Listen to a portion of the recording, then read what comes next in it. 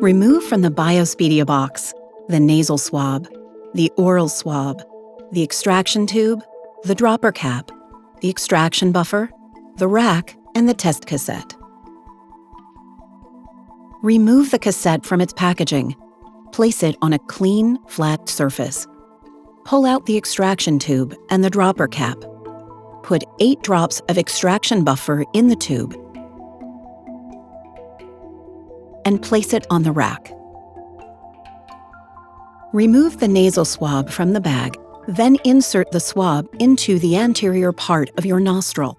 All of the flocked surface must be introduced into the anterior nostril.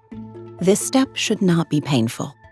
Pinch your nostril and then position the swab against the nasal wall and gently turn the swab 10 times. The swab must touch the nasal wall during this entire step.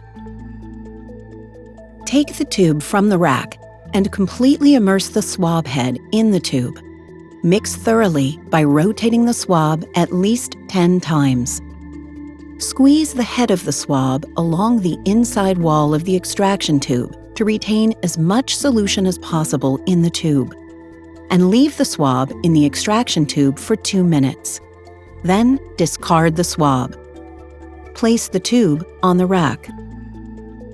Remove the oral swab from its packaging. Collect your saliva. Then put the swab in your mouth between your cheek and gum and rub back and forth on each side as if you were brushing your teeth.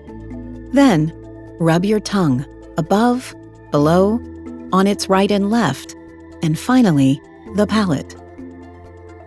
Take the tube from the rack and completely immerse the swab head in the tube. Mix thoroughly by rotating the swab at least 10 times.